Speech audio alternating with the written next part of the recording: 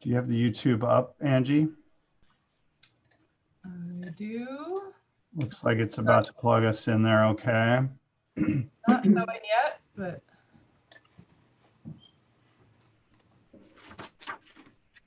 And just to confirm, Brent, I'm still seeing, oh, it says streaming live on YouTube, so we may be live now. I'm not seeing it refreshed yet. Looks like it's about to plug us in there. So now I'm hearing me back through your speaker. So Brent, are you able to mute everyone that you need to? I'm still seeing, oh, it says streaming live on YouTube, so we may be live now. So you need to mute one or both of those, Angie. There you go. So now I'm hearing me back through your speaker. And I see it started me on YouTube too, so I'm going to turn that off. That should solve that. Now I'm just going to make sure that if I go to speaker view, does it broadcast a speaker view over there? Sort of doesn't seem to be. Thought I had that one figured out, but maybe not. So you are live, Brent. Yes, I'm aware of that.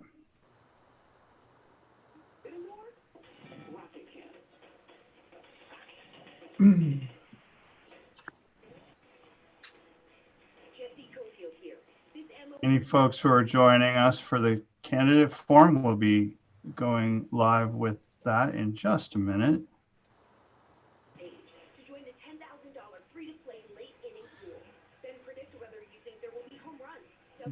John, I'm going to thank you and make you a non-video participant.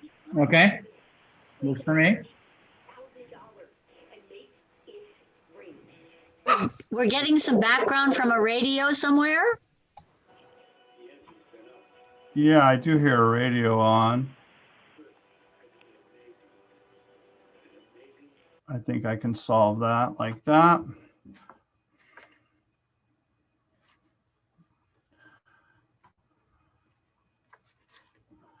All right.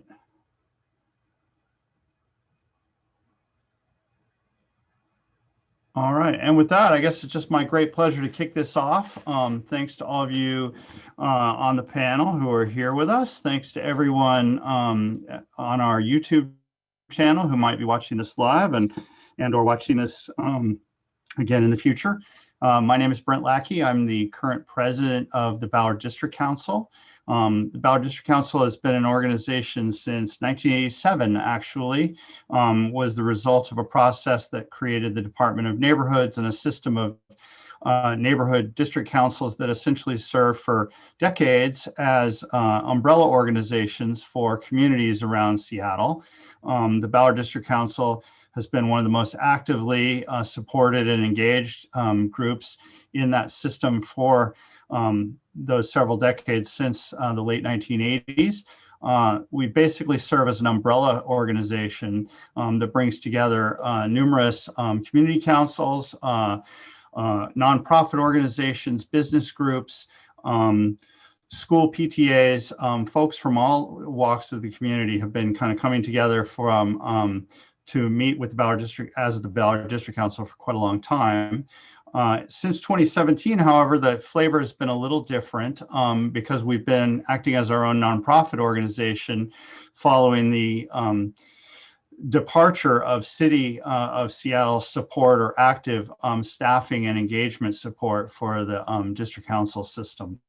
But the Ballard District Council has enough interested community members and organizations in the community that it's stayed quite vibrant, and we've been able to keep going for the past 4 years and hope to continue on into the future, continuing to serve this really essential function of bringing organizations and neighbors together to find out about what everyone has going on and to give ourselves a voice and an opportunity to liaise with our government and our government elected officials. Which of course is closely relevant to tonight. want to mention that, there's just a small number of us who are currently acting as the executive committee of the Ballard District Council.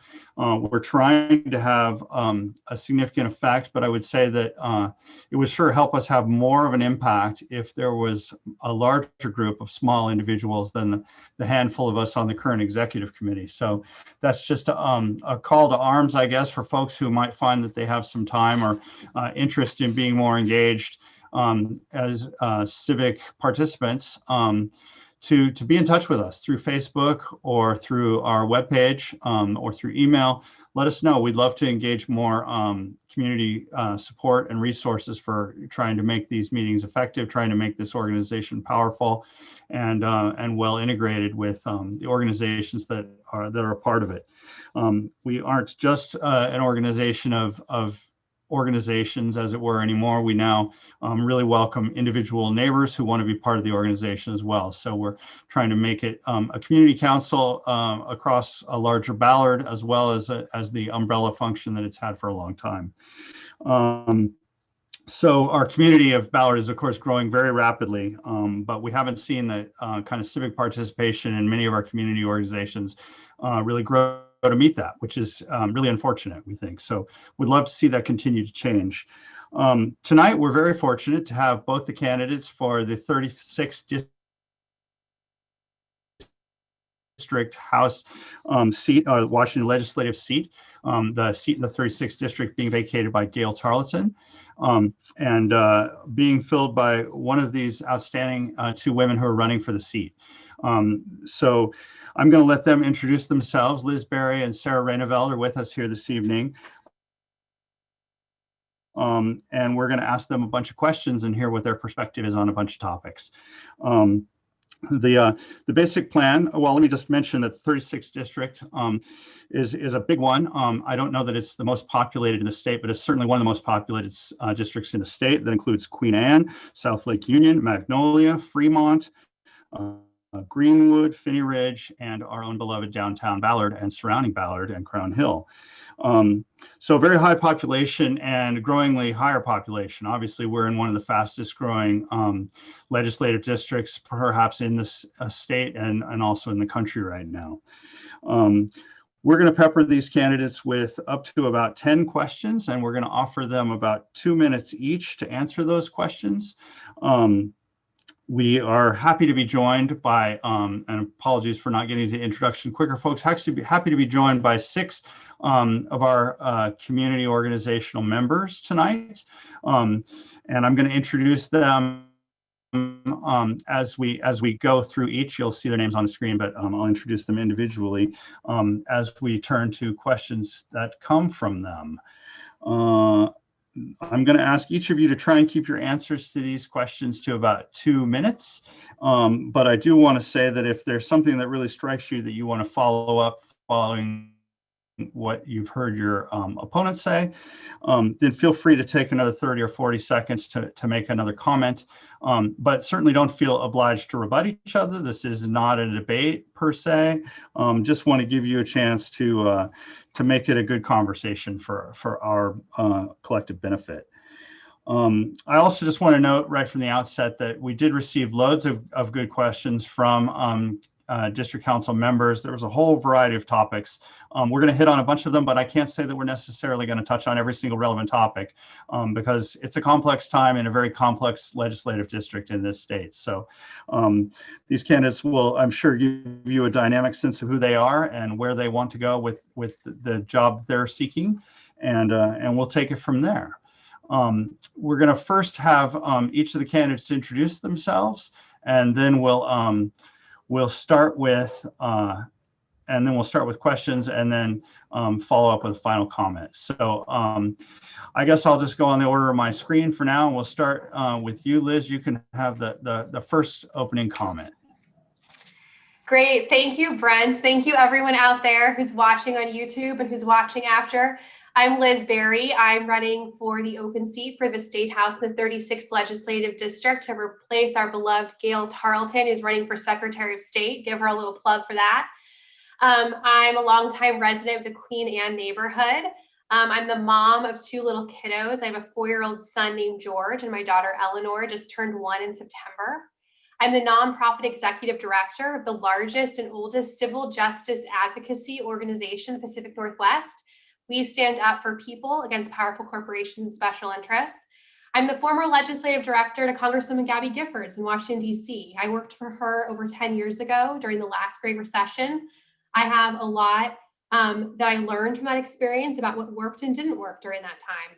And I'm an over 15-year champion for women in leadership and reproductive rights champion, and the only candidate in this race who's been endorsed by Planned Parenthood and NARAL Pro-Choice Washington. Look, we've got to be laser focused on a couple things. COVID recovery for me is top of mind. How do we get people back to work safely? How do we make sure people who are unemployed right now can survive during this difficult time and have access to critical healthcare needs? COVID has just exacerbated so many inequalities in our society and our region around housing, healthcare, education, childcare. We need to tackle them all now. I'm laser focused on racial justice and police misconduct issues. My organization works in this space, and I can hit the ground running in Olympia to address this. And it's very personal for me, gun violence. I want to get the guns out of the hands of dangerous people urgently, and we need people who are going to be bold on this issue. I am so proud of the primary results from August. I won with over 51% of the vote in a 3-way race. Actually, Ballard was very strong for me. So thank you, Ballard. I really appreciate your support, winning over 71% of the precincts in the race. And we've been endorsed by hundreds and hundreds of grassroots supporters throughout the 36, dozens and dozens of notable elected leaders and organizations like Congresswoman Pramila Jayapal, the stranger who again endorsed me today in their endorsements, Hillary Fran, Cyrus Habib, Dow Constantine, the firefighters, and 19 labor organizations representing our bravest frontline workers right now. I'm looking forward to the conversation tonight. If you're following along, go to my website, lizberry.com, to learn more about me. Thanks again.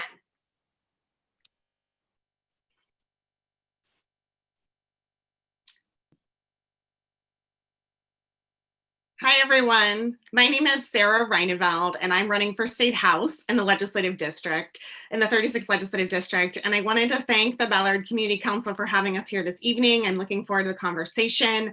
I'm a managing assistant attorney general. I enforce workers' rights to fair wages and equal pay.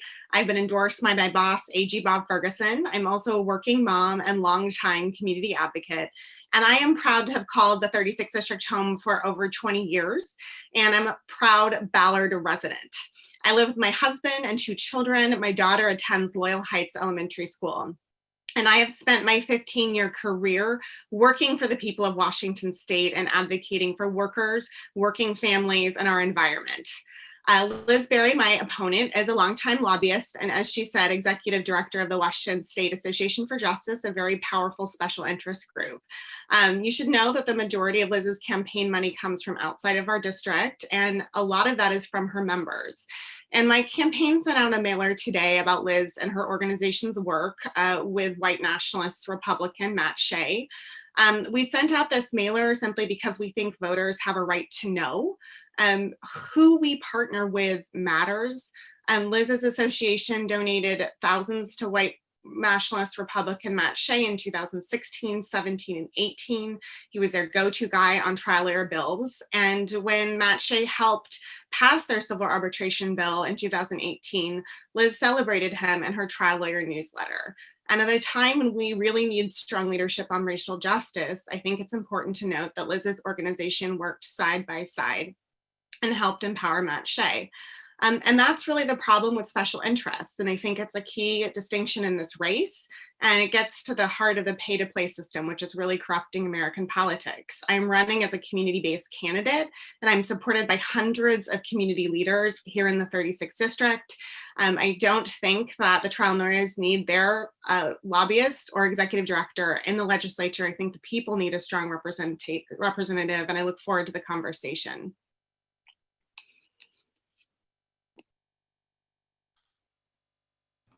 Brent, can I respond to that attack on my character?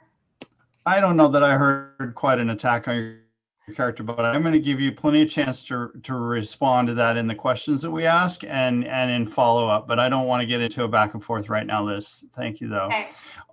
But I will give you a chance to answer the first question first. which comes from us at the Ballard District Council Executive Committee. We're going to use the moment to ask the first question. Actually, we'll mention before I do that the first two questions both are closely related on the issue of homelessness in Ballard, but also the question is about low-income housing, a very important, closely related issue. But we'll start just with this first one for the District Council, and then we'll move on to the next.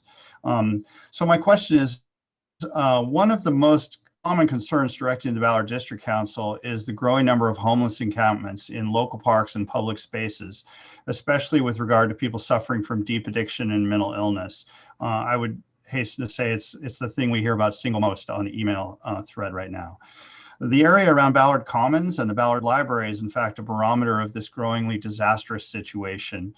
And we would like to know, how can you from your state seat help solve this problem, and what do you propose as metrics for evaluating the success in doing so? Great, thanks for the question. Before I go there, I just want to comment on what Sarah said in her opening statement. You know, Sarah and I have been friends for a really long time. Our families have spent time together. As a friend, as a neighbor, as a member of his community who cares deeply about our future, these kind of attacks are beneath you, Sarah. To send a mailer out today to thousands of people in the district calling me a terrorist. It's not the kind of campaign I'm going to run. It's not the kind of legislator I'm going to be. And I'm calling on you to stop these bizarre and false attacks on my campaign. So thank you. I'm here to talk about the issues, and homelessness is a huge one. And it's one of the ones I hear the most about when I'm on the phone calling to voters. Seattle has the third highest number of people experiencing homelessness in the country. And the roots of our houselessness crisis are systemic and have to do a lot with the growing inequities in Seattle and our region. One of the reasons I decided to run for office. We have to address who is disproportionately affected. LGBTQ youth, communities of color, people who have just lost their jobs, facing bankruptcy due to piling up medical bills. There are some key things we can be doing at a state level, and I want to be a really great partner in these things. Lifting the state's ban on rent control. So local municipalities can do what they need to do to keep people in their homes. We need to improve tenant protections and enact just cause eviction standards. That would also help keep people in their homes. I support a housing first model, building more transitional housing and affordable housing units to get people off the streets urgently. I support Nicole Macri's bill, who sole endorsed me, to implement a payroll tax for large businesses to help address homelessness. This is a crisis, and we need partners at the state level who are going to work with the city and the county and the region to address this. I'm ready to get to work on this issue. It's not just a Seattle issue, it's a state issue, and it's a federal issue. And I look forward to the next question on the issue, but thank you very much.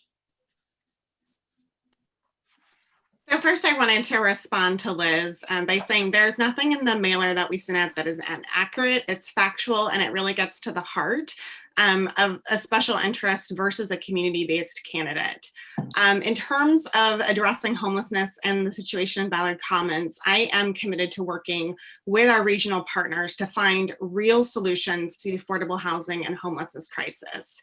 I will work with King County Councilmember Jeannie Cole-Wells and Seattle City Councilmember Andrew Lewis, who have both endorsed my campaign, to really address the root causes of homelessness and find lasting solutions. I have a plan to address homelessness in our region, and I want to make this a reality in the legislature. I would first say I embrace a housing first model. The solution to our homelessness crisis is homes. We need to invest more in affordable housing. We need to create 6,500 units of permanent supportive housing, and we need to do more, particularly during this pandemic, to ensure that we are providing rental assistance for our state's low-income residents that are on the brink of homelessness, as well as increasing 24-hour enhanced shelters and tiny cottages and transitional housing. I am absolutely in support and will champion legislation to provide the county with additional authority to levy taxes, particularly a payroll tax, so that we can ensure that we, both at the county and the local level, are raising sufficient funds to address this crisis. I also want to introduce statewide legislation to invest in a community-based Teams pilot consisting of case managers, social workers, chemical dependency specialists, and nurses to connect our unhoused populations with services. I think that's vitally important and something that's currently missing. I also am going to introduce legislation to fund mental health, behavioral health, and substance abuse disorder treatment. I think that, Washington State ranks 48th in the nation when it comes to mental health funding. And we have to do better. 30% of Seattle's unhoused population are suffering from a mental health or a substance abuse treatment issue. And the state is still chronically underfunding mental health. So increasing funding and mental health and behavioral health has to be part of this solution. I also would look at rent stabilization. I think Oregon has adopted a model, 7% increases per year, for example, per the cost of inflation. I think that those individuals, that are paying rent should be able to predict rent increases. And we've seen skyrocketing rent increases that have contributed to the homelessness crisis. So I think we need to invest more in permanent supportive housing, more in a housing first model, more in mental health, and more in this community-based teams approach. Sarah, thanks very much, both of you, for those thoughtful answers. Going to move on to the next question now. I'm pleased to be joined by Jody Grage, who is a longtime civic activist in Ballard and participant in the Ballard District Council, has been a close supporter there for many, many years. Jody's here representing the Ballard Community Taskforce on Homelessness and Hunger, which works to end homelessness and hunger in the Ballard community, to provide a forum for service providers, community advocates, and governmental agencies to share information and capitalize on the collective resources while they coordinate their efforts, and work as advocates for change and partners in compassion toward a just and more supportive community. Jody, thanks for joining us. All right, my question has some carryover from before, but I think this is an important topic, and so we really need to discuss it. For the chronically homeless, permanent supporting housing is optimal and the preferred alternative to traditional shelter options, especially in the wake of COVID. So there are those who need to come inside now and those who are likely to need it as more and more people lose their housing. What are your plans to quickly secure funding for housing and non-congregate shelter options? Which services and housing options do you plan to scale up? And which funding sources will you pursue in order to achieve that? We're particularly interested in where's the money coming from, because it will take a lot of it to do a good job. Thank you. Thanks, Jody. I think we didn't say this earlier, but we'll flip back and forth. Is there a time, Sarah, Brent, that would make you first. How much time do we get to speak? We're looking for 2 minutes, and Jody up there in the corner has agreed to be our timekeeper for the whole duration of the event. Remember that, Jody? So Yeah. I've been letting you go 2.5 minutes so far, but we're going to need to be pretty strictly close to 2 minutes and not 3.5 if we're going to get through all of our questions. And can you interrupt So us? It's really hard to see this cards. Do you mind just being like time? Because it's hard for us to see. Sure. Just like interrupt, like we've been doing a lot of these. You just gotta kind of like interrupt us. Whoops, upside down. How's that? It was it was right side up before. I'll be happy to give you the buzzer. So count on me to do that, Liz. Thank you. And Sarah, you have the floor. Yes, the solution to our homelessness crisis is homes, and particularly now, we need to do everything we can on the state level to partner with the city and the county to embrace a regional approach to ensuring first that folks stay housed during the COVID pandemic. So many people are living paycheck to paycheck, are on unemployment insurance, and they're having to make really tough choices. So ensuring that we continue the moratorium, look at protections against evictions as well as rental assistance. I think it's critically important to ensure that people stay housed. In terms of creating new homes, we absolutely need to invest more in permanent supportive housing. I think the number is 6,500 units in King County. In order to do so, we are going to need stronger leadership on the state level, and we're going to need either a dedicated revenue source or new progressive revenue sources. And I will talk a little bit about that in a minute. We also need to invest in transitional housing and rapid rehousing to get folks that are currently unhoused into housing. And to me, an important part and kind of solution is increased 24-hour shelter access as well. And some of the transitional housing, including cottages and tiny homes, which are really safer and healthier alternatives to living on the street, even though they're temporary. So all of those things need to be part of the solution. And I would definitely emphasize permanent supportive housing, just because, you know, I'm a big housing first person, but I also think we need to invest in solutions that work with wraparound services. So in terms of funding, we need progressive tax reform. We absolutely need to pass a capital gains tax next session, wealth tax, and long-term, we need a income tax with looking at reductions in sales tax and property taxes. But one thing we can do next session is pass legislation to provide local governments, the county, with authority to fund enough housing. And that's legislation that I want to work on, I want to champion. We also need to look at maximizing bonding authority for local jurisdictions. So providing more authority to local jurisdictions to address this issue has to be part of the solution. Thanks very much, Sarah. To build on that answer, you know, I think what I hear a lot about is kind of the gap in the people becoming unhoused, especially that's being exacerbated now with COVID. We know that the eviction moratorium is so important, the governor just instated at the end of the year, because it's really hard to get people back in housing once they've been in housing. So I think that's key. But what I hear a lot about when I talk to housing advocates is the need to provide for more transitional housing. So, you know, I met with the executive director of Aurora Commons a couple weeks ago, and they work with people who are unhoused in the community every day. And they said that, yes, affordable housing is really important. Let's build more of that. But we really need places where we can bring people in an emergency situation that's safe, that isn't full and filled up already, and that we can bring people from non-traditional backgrounds who might need a different kind of care. And once we do that, we can connect people with much needed mental health services and substance use services and job training services. It's all interconnected. And like I said in my earlier statement, I really think the state can be a fabulous partner with the city and the region on this issue. It's not just a city of Seattle issue. You talk to people in Puyallup, they're also facing the same issue. And we really need leaders at the state level who are willing to step up and really put a dedicated funding source towards housing and affordable housing. I also believe that progressive revenue is what's needed to fund this.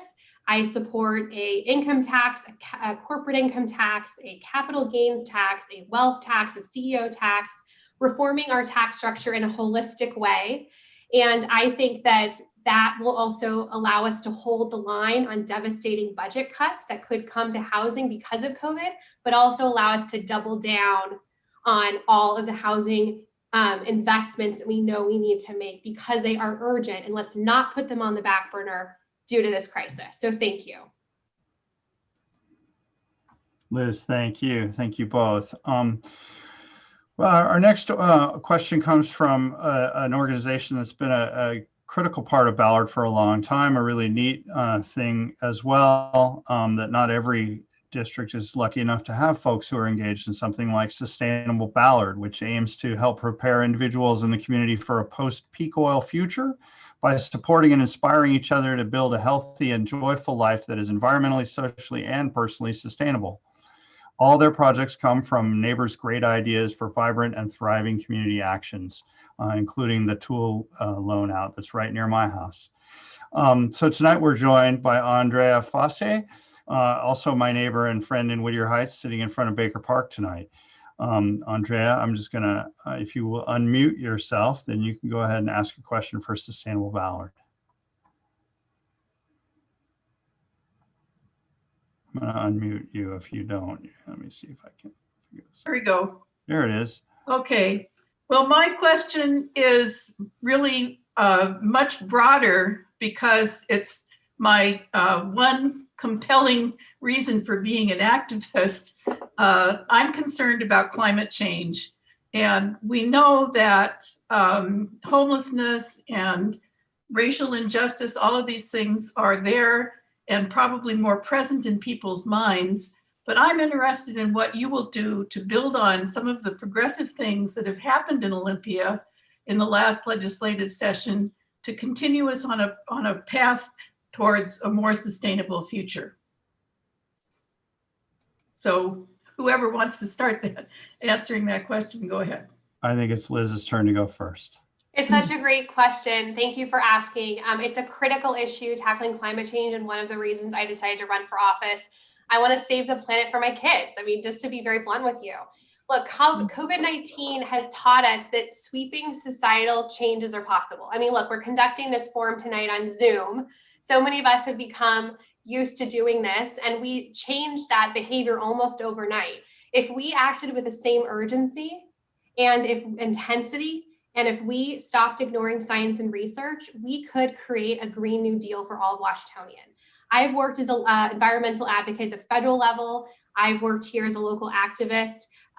We need to prioritize this issue once and for all. That includes everything from making sure that we're doubling down on transit investments right now and not cutting back on them with COVID.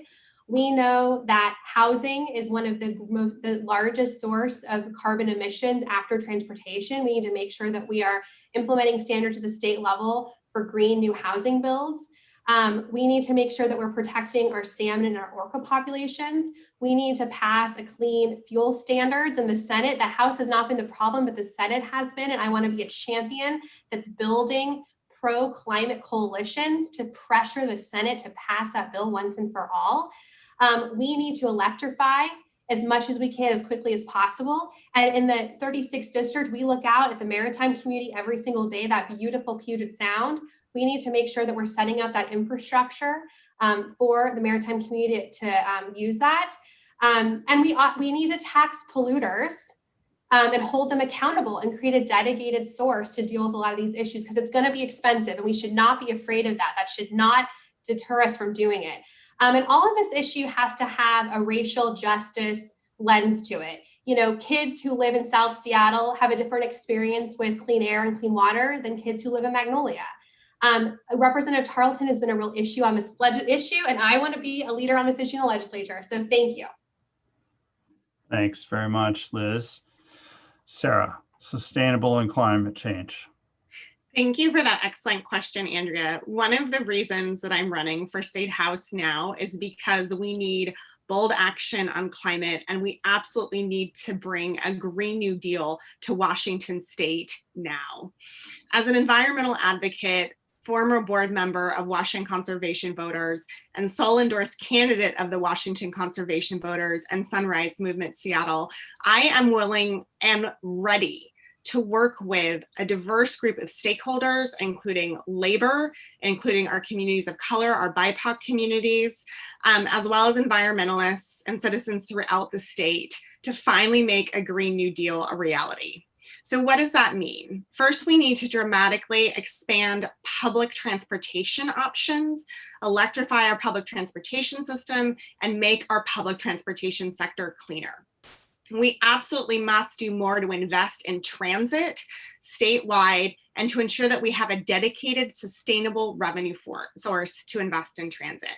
We need to increase the use of no and low emission vehicles and ensure that we have an EV standard on new vehicle sales that mandates EV new vehicle sales by 2030. We need to increase the electric and EV fueling stations.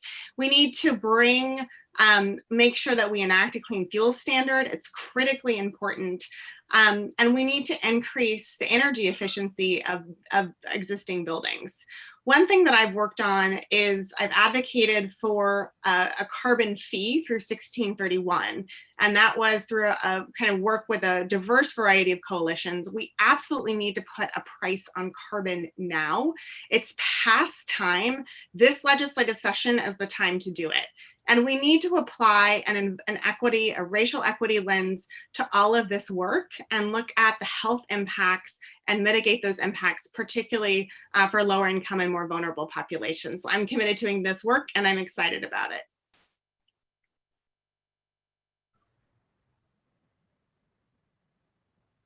So delighted to be joined this evening by Daniel Foe, who is an attorney who lives and works here in Ballard and is the president of the Ballard Rotary Club.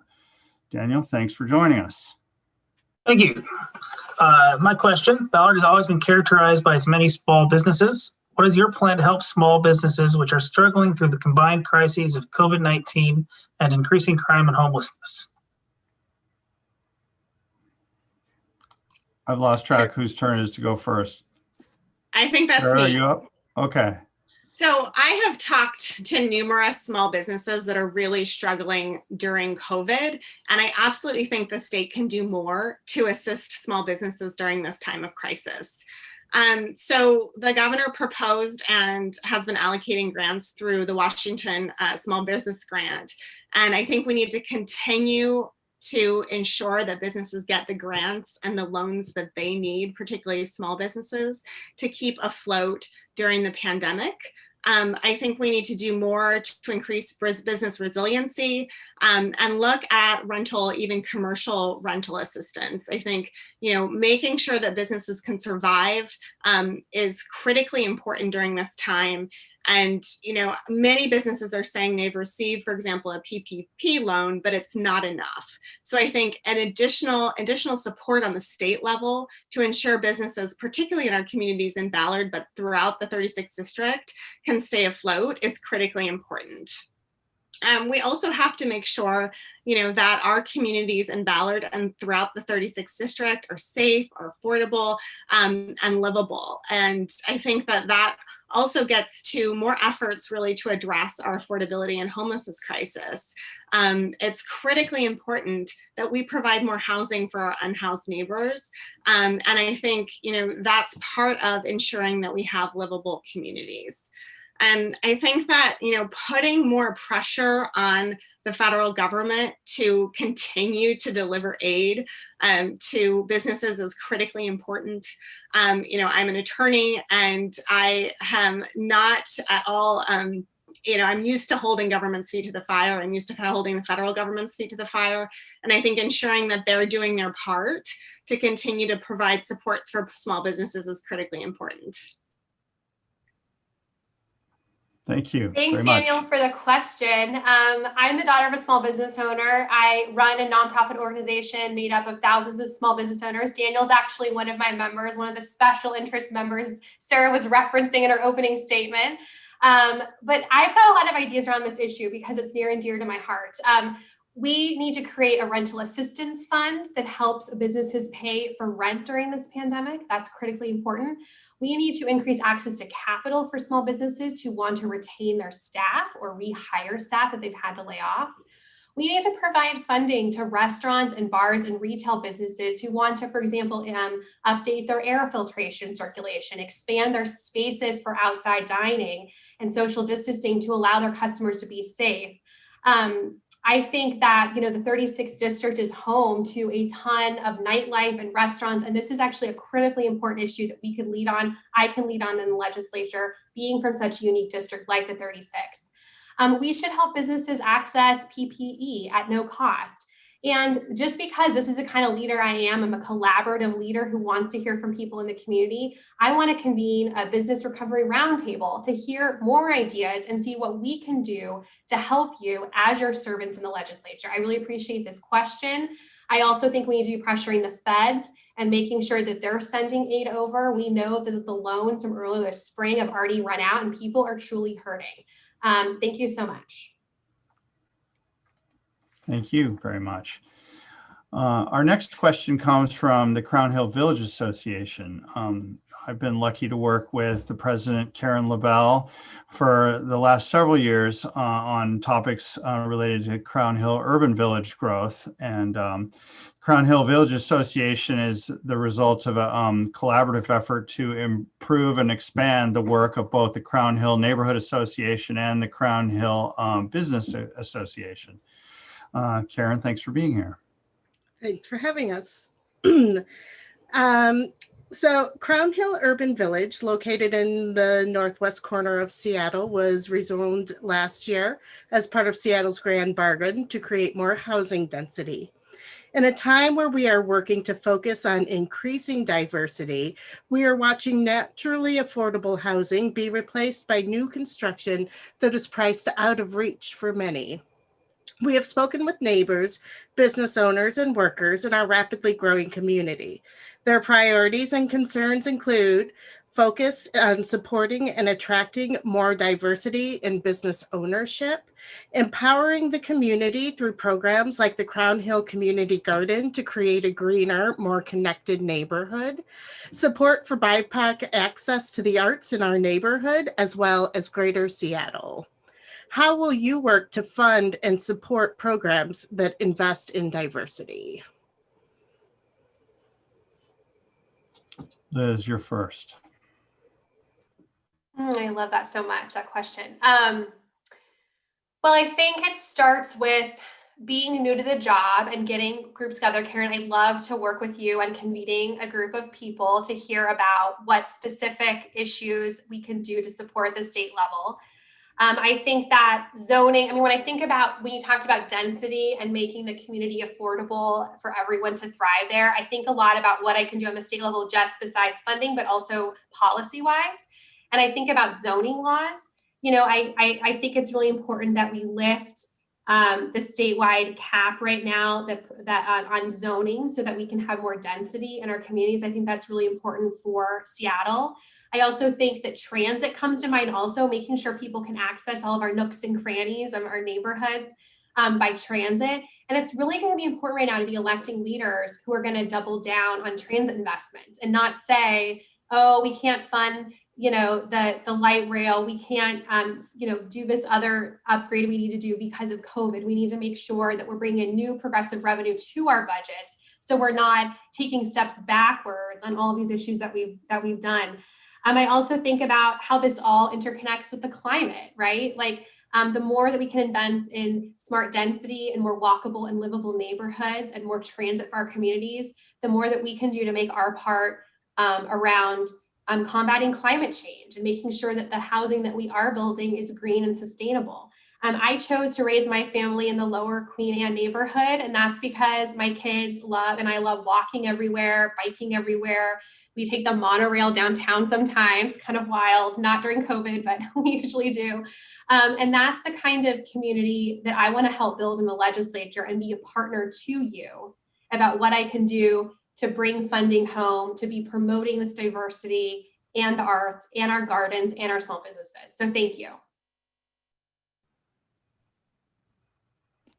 I love this question. Sure. So it's critically important that we invest in diversity. And I think, first and foremost, we really need to reach out and elevate the voices of BIPOC communities and build really diverse coalitions that bring all of those voices to the table. And I have a history of doing this. If you look at my endorsements, I am endorsed by a variety of community leaders, including King County Councilmember Gurmai Zahale, who's really done a lot of community building work, particularly in this space.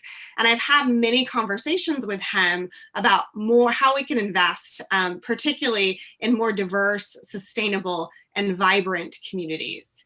So I think, we do need to look at upzoning and we have to have a community conversation around, how we create more affordable housing, more types of housing in a smart way that creates more vibrant, livable communities. I think we need to make more investments in transit now. Unfortunately, we've delayed investments in transit, particularly high capacity transit like light rail in the city for generations, and it needs to stop. We need to find a sustainable revenue source to fund transit, I will champion a sustainable revenue source. I have many ideas about what that could be, so that we can connect our communities and bring our communities together. We also need, safe pedestrian paths. I think that making sure that our communities are walkable is another way to connect our community members, and more vibrant, urban spaces. I think the more that we can invest in community centers to bring folks together, the better. My vision for our communities in the 36th district is that they're livable, they're sustainable, they're connected to transit, and they're urban communities. So I think, looking at smart growth, but looking at making them denser is incredibly important. And then I'd say, I have a social equity lens to all of the public policy work that I do. I think it's critically important to bring the right voices to the table and to be collaborative with how we envision the future of our communities. And Thank it needs you, to be Sarah. equitable and I'm sustainable. going to cut you off there. You're out of time, but thank you very much. Our next question comes from folks at Salmon Bay K-8 school. Scott Koch, who is the Friends of Salmon Bay co-chair this year. Friends of Salmon Bay being like a PTA, the parent-teacher organization for the Salmon Bay school. Friends of Salmon Bay's mission is to support and supplement the educational environment established and overseen by the educators, staff members, and administrators who teach and interact with our kids. Scott, thanks for being here and representing the school community tonight. Hi, thanks everyone. Thanks to the candidates for coming here. I'll be one of the many parents from local PTA groups that will be visiting you in February for PTA Focus Day. I've had Gail and Reuven in our school many times, and we've been in their offices many times. And our PTA passed a strong anti-racist resolution this last spring. And it's a very a big topic in our school. And that's sort of where my question came from. My question is, systematic racism in our school system is a major factor in the opportunity gap between white and Black students. What would you do at the State House to address systematic racism in education and other public institutions? Yeah, that's an excellent question. And I want to preface that by saying I am proud to be an education champion and the sole endorsed candidate by the Washington Education Association, because they know I'm going to fight for our kids and our schools in Olympia. And that means all of our kids. And unfortunately, the state has been chronically underfunding basic education, and we have not been amply funding basic education. And that means that all districts and all schools have not gotten sufficient funding. And so I think one of the ways that we can address this issue is really ensure that every school has sufficient funding. We need to do more to dismantle systemic racism within schools. That means that we need to have more training on the use of disproportionate discipline, suspension policies, and kind of harsh use of suspension policies specifically that lead to the school to prison pipeline. When you look at how the school to prison pipeline manifests itself, oftentimes it's disproportionate use of suspension and other policies that disproportionately affect our BIPOC communities, and particularly kids with disabilities, LGBTQ youth. That needs to stop. So we need to have an engaged conversation at the state level and the district level. We need to change our curriculum. Our curriculum, particularly for social studies in our schools, has not been updated in years. And we need to look at adopting an equitable anti-racist curriculum that actually teaches things like history and social studies in a way that truly represents our history and where we can have engaged conversations about race.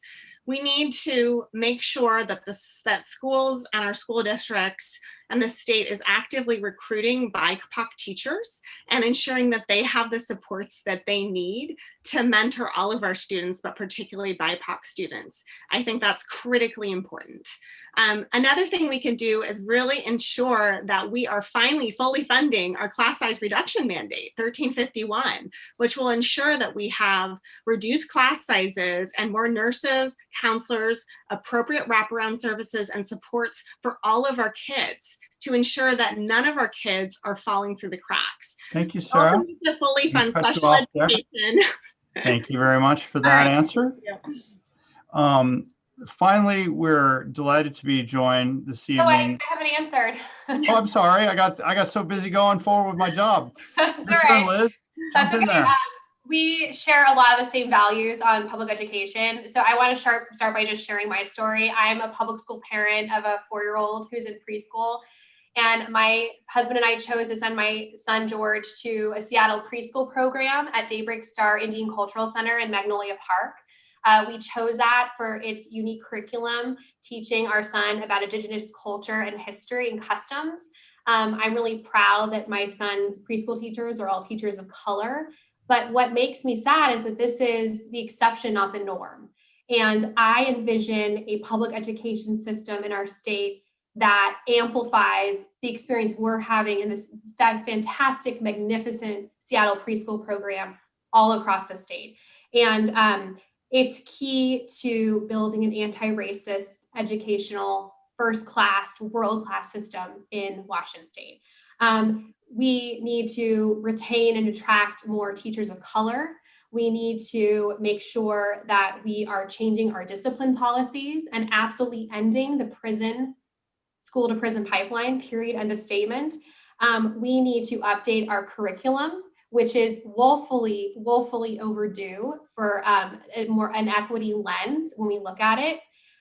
We need to fully fund public education, period. When I talk to endorsers of mine in the education community, like Zachary DeWolf, who's the president of the Seattle School Board, openly LGBTQ, also a member of a tribal community, I say to Zach, what can I do when I go to Olympia to support public schools in Seattle? He says, Liz, fully fund us.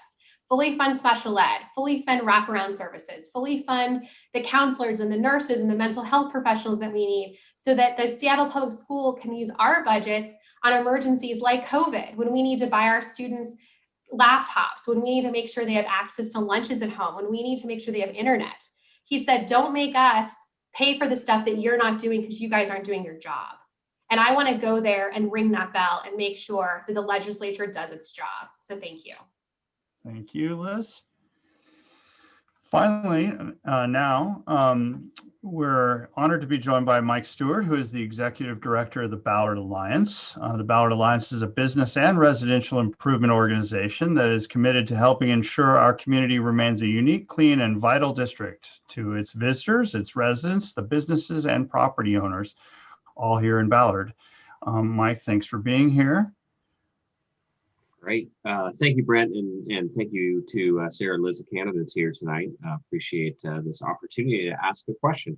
So the Ballard Alliance is an organization that's deeply vested in the community in Ballard.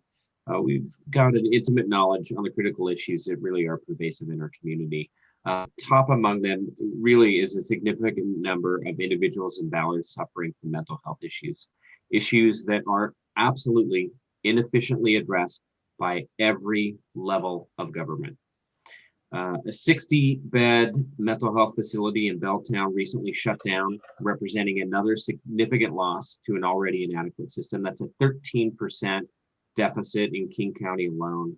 So my question to you both is a two-part question. If you are elected to the Washington State Legislature, what will you do to rebuild the state's mental health system, both in terms of facilities and financial resources, and will you work to increase the level of Medicaid reimbursement rates for mental health services? I think it's your turn to be first, Liz. Yeah, so I'll answer your second question first, Mike. Yes, I will fight to increase the Medicaid reimbursement rates. You need to understand my value on healthcare in general to understand how I will fight for mental health services in our state.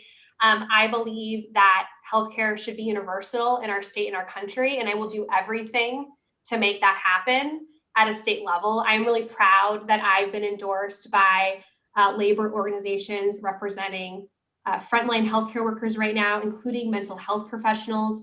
They've endorsed my campaign because they know I'm ready to lead on this issue. They know that I will stand with them in the legislature to get this issue solved once and for all. It is really a critical time to rebuild our state's mental health system, especially in light of COVID and all of the inequities that we're seeing in the systems, but also the need for just the dire need for mental health services. This is going to be expensive. It's going to cost money is the bottom line. And we need to bring in and fight for new progressive revenue to fully fund mental health and healthcare for all in this state. That means this is the first time since the 1930s that we can really re-examine our upside down tax code. You know, we did it last time after the last Great Recession. Let's take this momentum now to do it again. That includes everything from bringing in an income tax, a corporate income tax, a capital gains tax, a wealth tax, and lowering more regressive taxes like sales, like property, and maybe even abolishing the B&O tax. Like, I don't know, let's be crazy, but let's look at all of this stuff and look, you know, in a holistic way.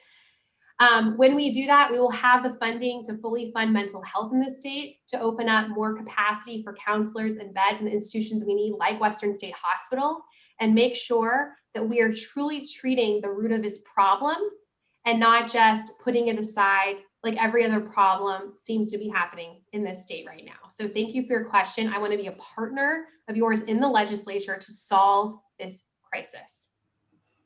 Thank you, Liz. Sarah, rebuilding the mental health system, not a small job.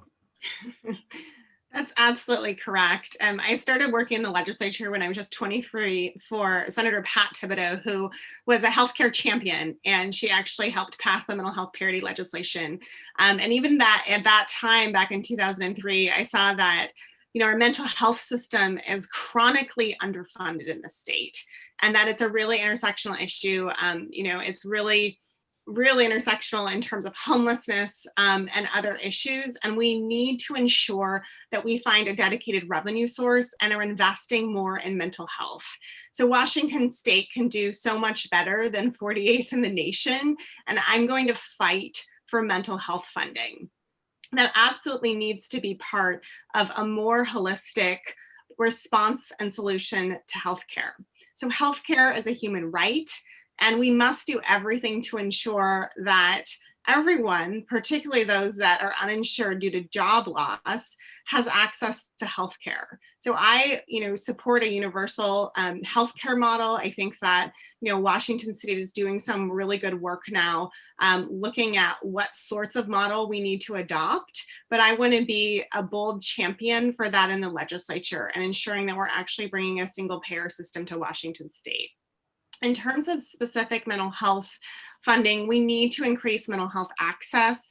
We absolutely need to increase access and investment in behavioral health and substance abuse treatment, including more beds in North Seattle. So I think that, when you're looking at mental health and looking also at substance abuse, there just isn't enough access. There isn't enough, treatment in North Seattle or in general in the 36th district. And you mentioned the closure of the facility that, that was so important in terms of treating folks that are suffering from mental health issues. I think we need to look at investing in centers like the Behavioral Health Institute, the new behavioral health teaching hospital, which could potentially move folks out of Western State.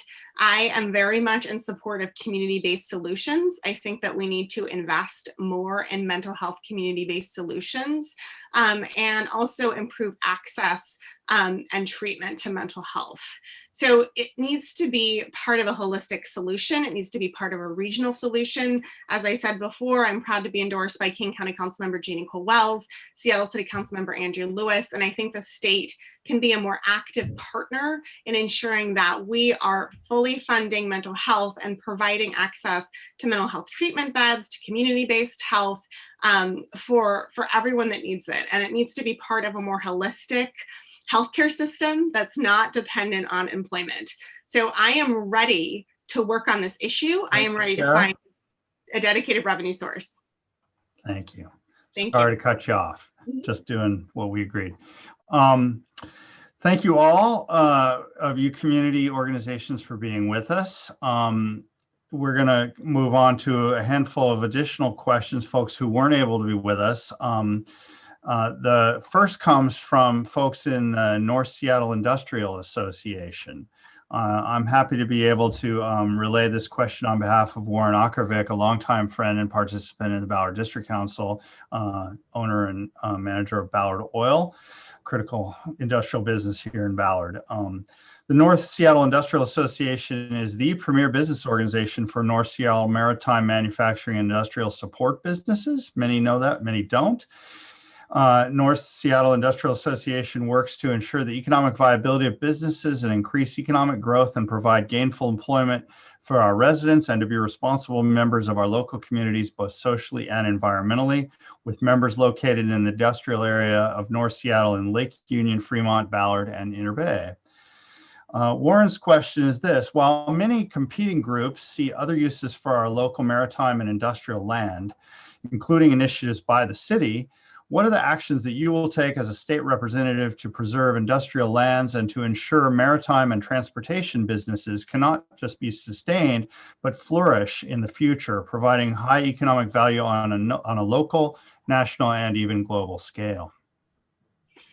Yeah, that's an excellent question. I am proud to be supported by many in the maritime community, and I've had many conversations about how we preserve our industrial land, which is so critical to that community and to job creation and retention in the region. So we talked a little bit in one of the previous forums about the Armory Interbay development. I would lean towards supporting an industrial only concept, which I think is really important in terms of creating family wage jobs and supporting, vocational training. I also consider a hybrid approach, I think I've said before, which is kind of a mixed use residential and affordable housing. I think we need to do everything, we can to ensure that we, preserve the industrial lands that exist in the 36 and beyond, and to really ensure that we're moving people and freight efficiently through our region. So I think, freight mobility has to be part of that, including, zoning, planning, and kind of transportation conversations. And, in general, I would want to work with the maritime community and leaders, within the 36th district to make sure that we're preserving industrial land and that we're doing more to ensure that we're preserving and continue to create those jobs. I think that part of that, I'm a longtime advocate for higher education, and I think that it's really important that we continue the creation of maritime jobs, apprenticeships, and efforts to support the maritime community in general. We launched this campaign saying that we would carry on Gail's incredible legacy and work, and that certainly relates to her absolute passion for the maritime community.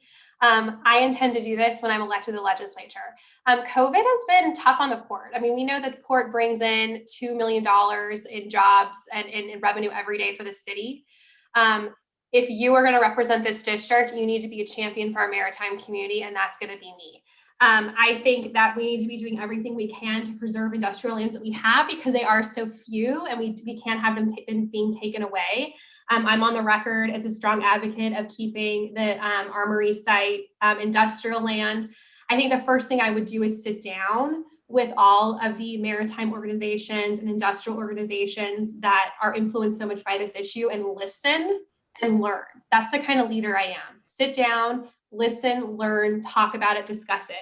Another issue that wasn't mentioned before is bridges. We know, the bridge situation in Seattle is scary at best. We know what happened to the West Seattle Bridge. We need representatives in the 36 who are laser focused on that Ballard Bridge and that Magnolia Bridge and making sure that we don't end up in the situation happened to West Seattle. I want to serve on the House Transportation Committee. I want people to think of Liz Berry as the bridge advocate, the transit advocate, and the Maritime advocate on that committee. I want to be beating that drum every single day to make sure we're laser focused on our bridges. Besides issues like vocational training, we need to make sure that those good paying jobs that come with our maritime community stay in the 36th district. And I want to do everything I can do to preserve and protect those jobs and allow those jobs to thrive even during difficult times like COVID. So thank you for the question. Thank you, Liz. A kind of close follow-up that we wanted to ask you is related to work that our current representative, Gail Tarleton, has been doing, leading discussions around future uses of the Washington National Guard 25-acre Interbay property, which is a state-owned property, actually, even though it's got the National Guard.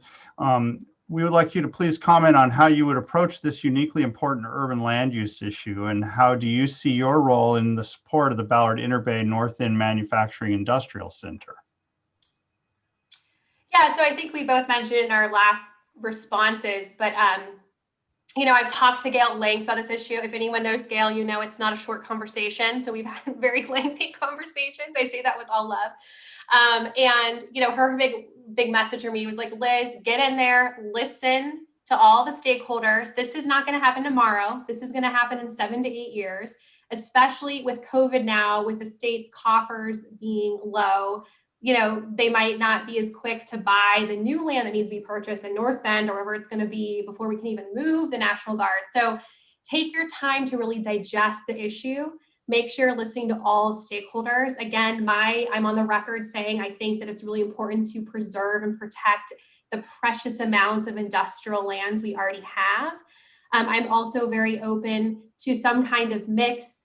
If it's a light industrial with you know, some training facilities or some housing, you know, I think we can look at it in a holistic way and get all the different stakeholders together to see what makes the most sense for this beautiful and very useful piece of land right in the heart of the 36th district. I mean, I really think we should think long and hard about what we're going to do with it and be very thoughtful about it. And I'm a thoughtful leader who brings together people from all different parties to come up with solutions for our community. And that's the kind of leader I'll be. And that's where my head is at on this issue. Listen, learn, soak it all up, and be collaborative. Thank you. Yeah, this is a critically important question. And I think to really understand what kind of the highest public benefit and future economic development, you know, is for this Interbay property, we do need to bring all of the stakeholders to the table. And that includes, you know, a really diverse set of stakeholders from the 36th district. And, you know, like I said, I have strong support from the maritime community, you know, labor, and have had several conversations about the Armory kind of Interbay development. I think that, as I stated before, I would probably lean towards supporting the industrial only concept, because I do think that preserving industrial lands is critically important. And you also need to look at the revenue that would be generated, 12.3 million in annual tax revenue and up to like 700 to 900 jobs. I think particularly now during COVID, we're going into a recession, and we need to think about how we can invest in workers, working families, infrastructure, to really get us out of this recession and recover in a way that's equitable. So I think there's a lot of benefit to providing and, you know, having those family wage jobs stay in the 36, you know, and supporting vocational training around that. The other thing to consider is that this property is currently zoned for industrial use. So I think that's important consideration in terms of how to move forward. I'm also open, as I said, to, you know, considering a hybrid approach with mixed residential and, you know, affordable housing. As I spoke before, we have affordable housing crisis, and we absolutely need to think about where we can create more affordable housing. And so I wouldn't take that option off the table. I think it's about listening, it's about learning. The one thing I would say is, you know, I would want someone to make the case as to why this particular site, which is zoned industrial and is kind of next to a rail yard, and could have air quality issues would be the most appropriate for affordable housing. But I think that's part of a conversation we need to have, and I look forward to having that conversation. Thank you, Sarah, very much. Next question, certainly has been another salient topic in this incredibly intense year of topics related to police reform policy. This year has seen unprecedented support for police reform, with many variations on what is meant by defunding or re-envisioning Seattle's municipal police budget. At the same time, Ballard has persistent issues with public safety, both downtown and in our neighborhoods. What would you do as a state representative to support police reform and make tangible improvements to public safety? I think that's me. Yeah. So we absolutely need to change the culture of policing now. I think the recent tragedies have highlighted, the centuries-old racial bias and disproportionate use of violence that's perpetuated against our communities of color. And as a legislator, I will do everything I can to address these systemic inequities and stop the killing and disproportionate use of force to Black people. I believe, as Senator Nguyen, who's endorsed my campaign, has said, that police officers should be community guardians. They should be guardians of our communities. They should not be warriors. So we need to demilitarize the police. We need to demilitarize the police on the local level as well as on the state level. And I am committed to working with impacted communities front and center as part of this conversation to really change the culture of policing, to increase police accountability, and ensure that everyone is treated fairly under the law. One of the reasons I went to law school and became an attorney is to fight for justice, and this issue is deeply personal to me. I am supportive of, of partial defunding. I think we need to look at redirecting, some traditional police force functions into more community-based alternatives. There are numerous functions, including, for example, the police responding to someone, with a mental health crisis that don't need to be filled by police. And so I think we should look at transitioning those functions. I also think on the state level, we need to demilitarize the police, prohibit the acquisition of military surplus equipment, increase police accountability on the state level through citizen oversight, look at what we can do to limit collective bargaining, limit the use of force, strengthen police training on anti-bias. We have a lot of work to do in this area. I want to work with impacted communities to be a leader. Excellent, thank you. Yeah. Great. Brent's trying to forget me again. It's okay. No, Brent. no, I'm going late. to you. Bedtime soon. Just having a little glitch on my internet there. I wanted to make sure I was actually connected. So, as I mentioned in my opening statement, this is an issue that's really near and dear to my heart. My organization that I'm the executive director of is the largest and oldest civil justice advocacy organization in the Pacific Northwest. We've been working for over 50 years to end police misconduct and the systemic killing of Black people by police officers. There is so much that I'm ready to lead on the legislature on this issue. I think first and foremost, I want you to know that my organization led to help pass I-940 2 years ago, which was the De-Escalate Washington initiative. I'm really proud of that work. We need, at the state level, there's so much good policy that we can sink our teeth into. We need better training on de-escalation, racial bias. We need better database systems to make sure that police officers can't kill Black people in federal way, quit their job, and then move to Everett and kill more Black people. It's a very, very simple database system that we can implement. We need to ban chokeholds. We need to require body cams statewide. We need to demilitarize the police. There's no reason that our police force need to be wearing such aggressive equipment when they're out in their communities. As I mentioned, gun violence is personal for me. I have a friend who was killed by gun violence as a former legislative director to Congresswoman Gabby Giffords. We need to get military-style weapons off the streets that citizens have access to right now. We know that gun violence disproportionately impacts communities of color more than any other community.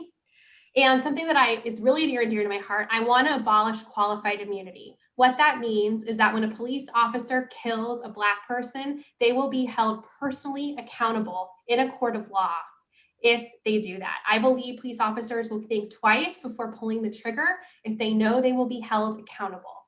So thank you so much for this question. There's so many other topics to discuss in this issue, but I want to lead on it. And I think it's critically important and the time is now to act. Thanks, Liz. The other side of housing a little bit.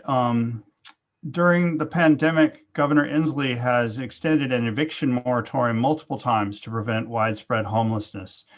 Meanwhile, Seattle's landlords are adjusting to a flurry of new rental regulations, which have especially impacted small landlords with increasing risk and complexity to their efforts. There's strong activism around continued renter reforms at the state level. Please share your thoughts on the issues and finding balance with protecting renters and small housing providers who are also struggling during this COVID pandemic.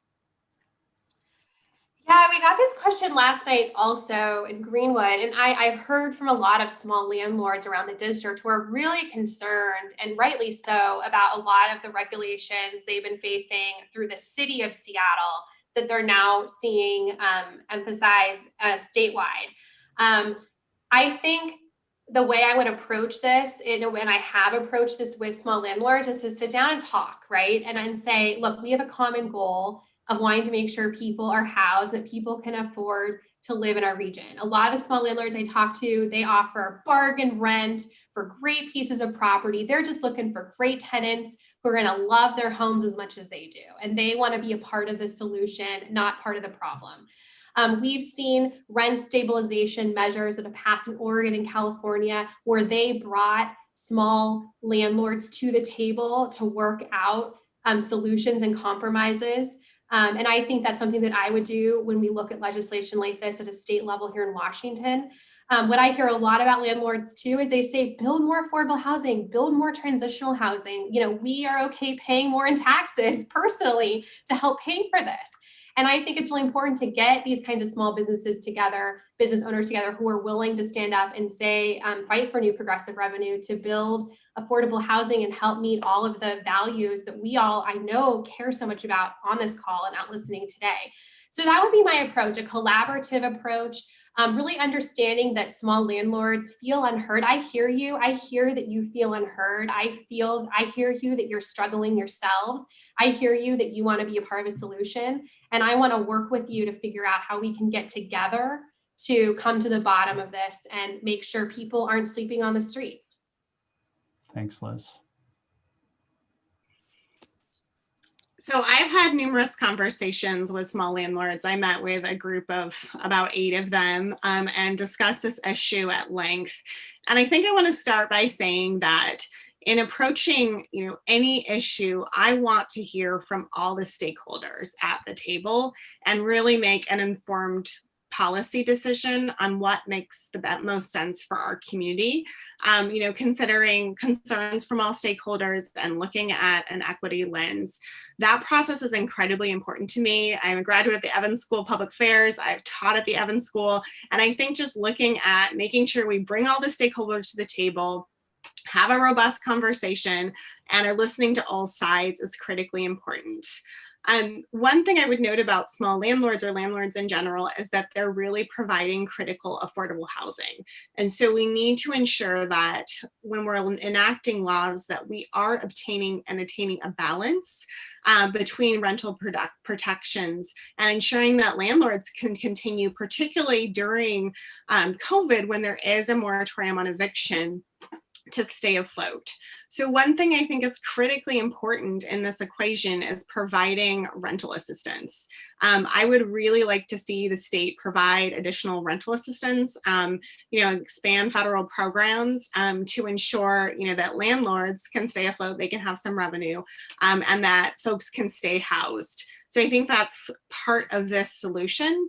And I think in terms of rental protections, I'm a strong advocate for rental protections. I support a just cause eviction, but I would not want to vote on a rental protections bill or anything affecting landlords without getting the landlord's perspective. And so just bringing landlords to the table, as well as renters, and ensuring that all voices are heard in this particular issue, I think it's critically important, partially because we have such a shortage of affordable housing, and landlords provide such an important source of affordable housing to our communities. So I will absolutely, my door will not just be open, I will ask for input from this group.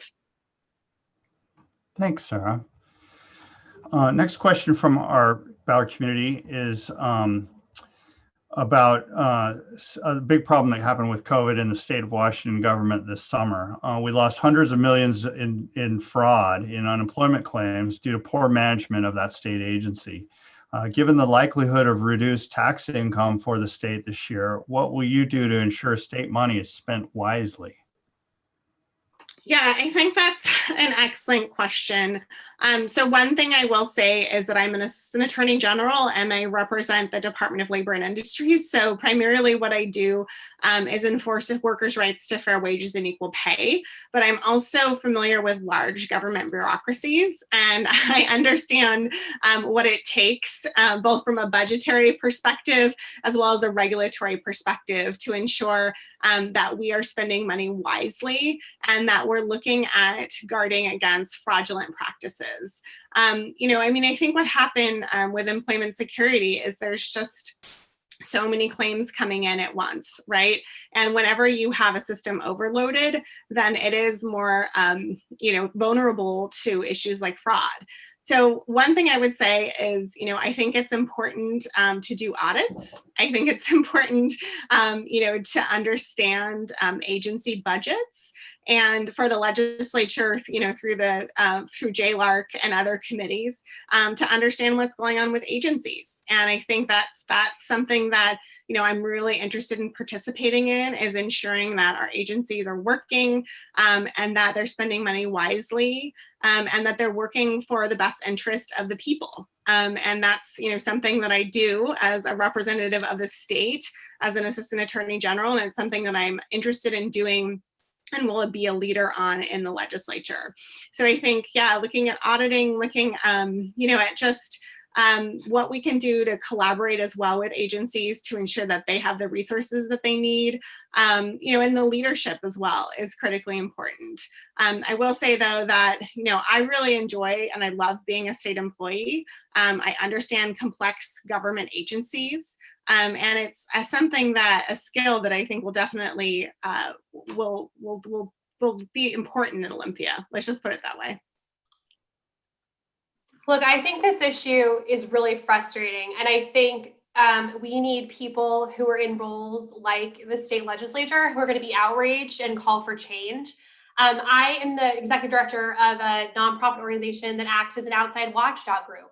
We protect consumers against powerful corporations and special interests who want to hurt them. And that also includes reckless government. And I think it's really time to not have another government worker in this kind of role, but somebody who's used to poking from the outside in. Somebody who's used to stirring it up. They know what it's like to be on the outside, asking the tough questions, issuing the FOIA requests, and being frustrated by the inefficiency of government and the lack of response from the people that we expect to protect us and do everything they can for us when we are suffering in difficult times, like during COVID, when we expect our unemployment checks and that help doesn't come. So I'm outraged by what happened. I think that we need to be asking really difficult questions. And I want to be somebody who's there tasking government to stop being reckless and stop being lazy, quite honestly, to fix the problem. And the excuses I've heard so far have not been acceptable to me.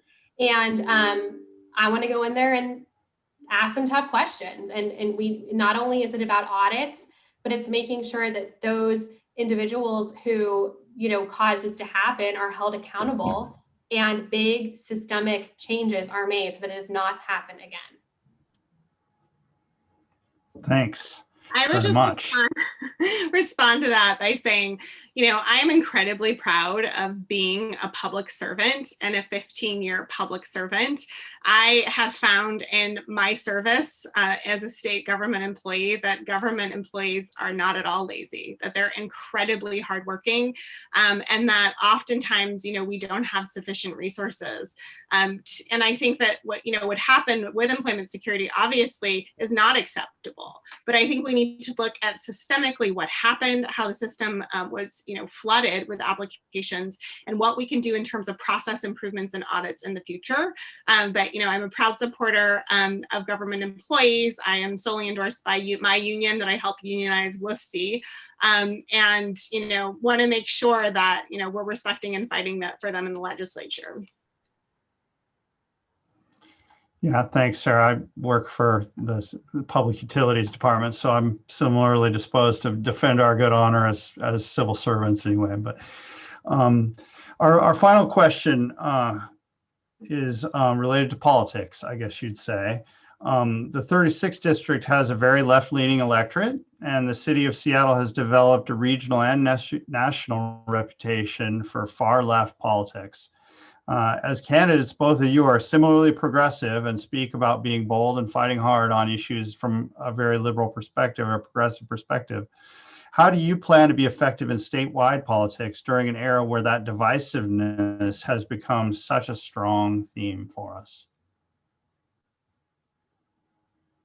Sarah, you're first.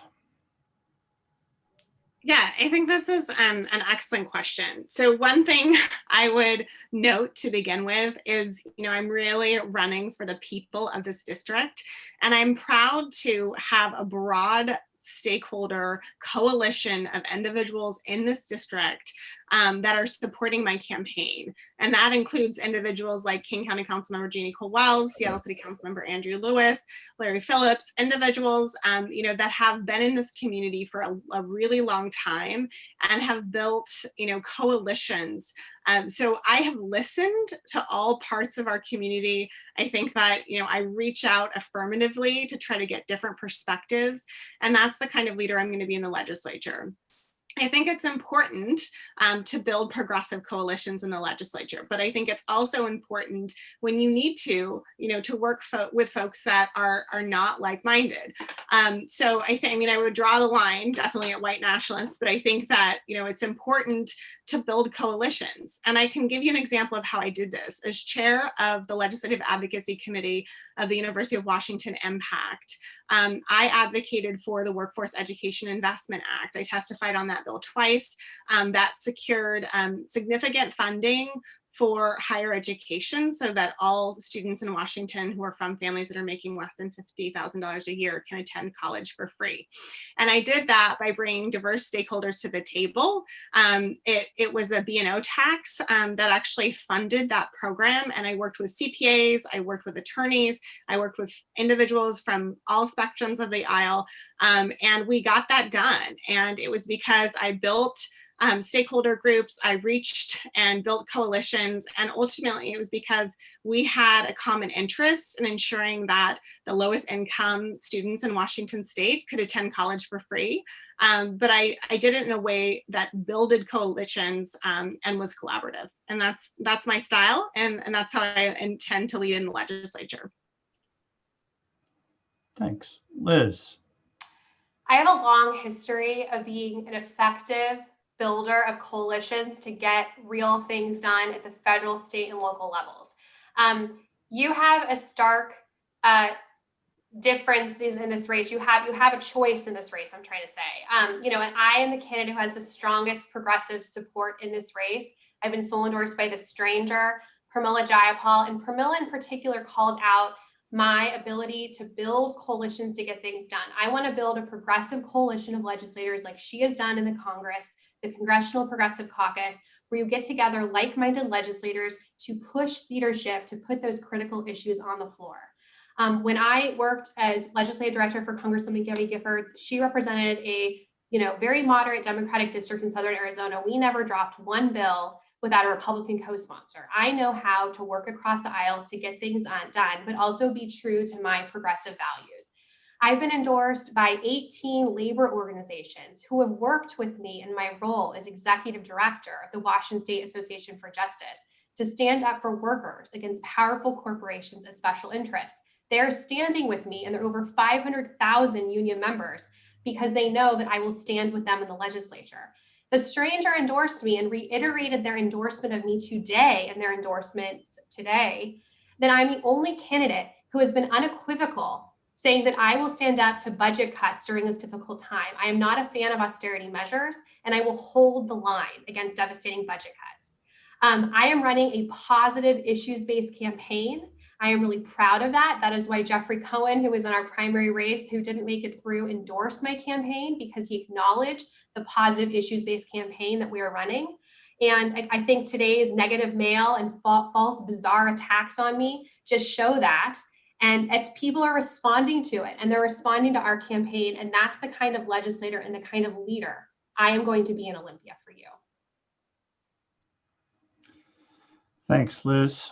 That concludes the comments on. Sure, you can give me a quick response on that. But I didn't get to respond, Brent, in the opening. You're gonna have a closing statement in 1 minute. So I wanted to be incredibly clear that I'm going to fight tooth and nail for progressive new revenue and utilize our rainy day fund and do everything we can to ensure that we are not making budget cuts. But I do think that we need to be transparent about if there is a budget shortfall, what we would prioritize. And to me, I think we need to apply a racial equity lens and really prioritize those services that are most important to our vulnerable populations, education, our BIPOC communities. And I think that that's the sort of lens that I approach public policy with. I am not in favor of austerity measures, and Senator Wynn has still endorsed my campaign. Liz, I'll give you a little bit of extra time in your final comments if you want to lead us off. That's okay, Brent. Are you ready for our closing statements? Yeah, would you please? Yeah, I really appreciate your time tonight. Look, here's the bottom line. If COVID has taught us anything, it's time to prioritize people. Working moms like me, families, working people, students, kids, we need to be uplifting the people who have uplifted us during this crisis. And that's our healthcare workers, our transit workers, our sanitation workers, our childcare workers, our teachers, our small business owners. This is what the race is about for me and why I'm running. It's about rebuilding an economy that works for everybody. It's about making childcare affordable and accessible to all. It's about building a world-class education system and making healthcare accessible. It's about putting our planet first and making our region affordable for everyone to thrive. I am so proud of the depth and breadth of support that our campaign has earned to date. Thousands and hundreds of leaders in the 36th legislative district, notable organizations, the Stranger newspaper who came out with their endorsement, their very, very strong endorsement of me today. Congresswoman Pramila Jayapal, Dow Constantine, Cyrus Habib, Hillary Franz, Loretta Gonzalez, Teresa Mosqueda, Nicole Macri. Go to my website, lizberry.com, to see the full list. I'm the only candidate in this race who's been endorsed by choice organizations like Planned Parenthood and NARAL Pro-Choice Washington because of my 15-year career fighting for women's reproductive health issues. But something that I'm the most proud of is the sole endorsements from 18 labor organizations representing over 500,000 labor union members who are working for us and fighting for us right now on the front lines. They are standing with me because they know that I will go to Olympia and fight to rebuild an economy that works for every single one of us. Thank you so much for your time tonight. I'd be honored to earn your support, and I look forward to representing you in the legislature. Thank you very much, Liz. Sarah, closing thoughts from you. Okay, thank you so much for this great conversation. As I stated before, I'm a proud Ballard resident and have spent my entire 15-year career working on behalf of the people of Washington State and advocating for workers, working families, vulnerable populations in our environment. And we are at a crossroads. We are experiencing multiple crises: a climate crisis, a public health crisis, an economic crisis, a crisis of inequity. And frankly, I am frustrated as a citizen advocate that our government systems continue to fail the people that need them most. I am running for State House to make our government work for the people and to create big systems change. I want to prioritize investing in more public health and investing in workers, working families, and small businesses to ensure a more equitable and sustainable future. I've had hundreds of conversations, including so many residents in my own backyard in Ballard, and I've listened. In the legislature, I'm going to fight for and prioritize real solutions to the homelessness and affordable housing crisis through more affordable housing, and investments in mental health and behavioral health, a quality education system that works for all of our kids and allows all of our kids to thrive. I am honored to be the sole endorsed candidate of the Washington Education Association, and I am going to be a leader on climate.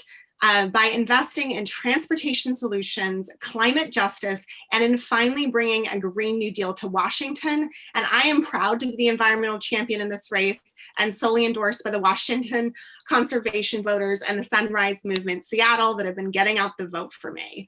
I started my career working in the legislature. I am proud to be a 15-year public servant. But when I started working in the legislature, I saw that the decisions were not always made for the people, but for special interests. That's why you need to understand that there's a choice in this race. You know, Liz is the executive director of a powerful interest group, and she paid to play. And I think that, you know, she hasn't responded. And to me, there is a distinction. I'm proud to be running for the people and not special interests. I'm also proud to be solely endorsed by my boss, AG Bob Ferguson, and progressive legislators such as Senator Nguyen and King County Councilmember Gurmai Zahale. I am proud to have so much support from my community in the 36th.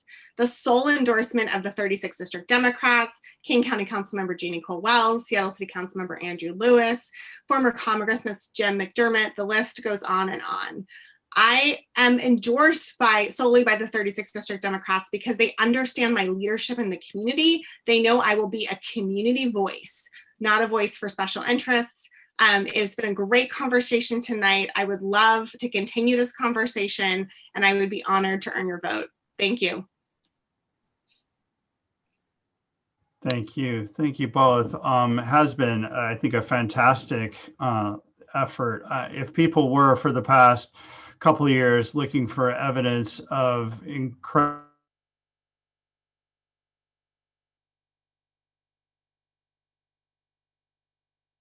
incredibly competent and strong and thoughtful, absolutely meet those criteria. It's a terrific honor to have folks this good running for a seat of this kind of importance. So I want to thank you both very much. Wish you well in your endeavor. Want to thank also you folks on our panel and member organizations for being here to witness this and to ask these vital questions of our candidates. It's been a really informative evening for me, and I think for all the folks in the 36 watching. So we're running a little behind. I won't make lengthy comments beyond that, except to say that Ballard District Council has been fortunate to be able to keep going online like a lot of organizations. We'll post this YouTube broadcast live video on archive on our Ballard District Council YouTube channel. You can find that via Ballard District Council Facebook website or straight off of ballarddistrict.org. Or you can email us at info@ballarddistrict.org anytime to get a hold of us, and we would love to talk to you. Hopefully folks have gotten some clear answers to what they were interested in learning this evening, and we'll continue to pursue this race and the others, and be sure and get those ballots in the mail or in the box starting tomorrow, I believe. Thanks very much, and we look forward to seeing you again in November when we hope to talk about public safety and be joined by City Council Member Dan Strauss. Again, thanks very much, Ms. Berry and Ms.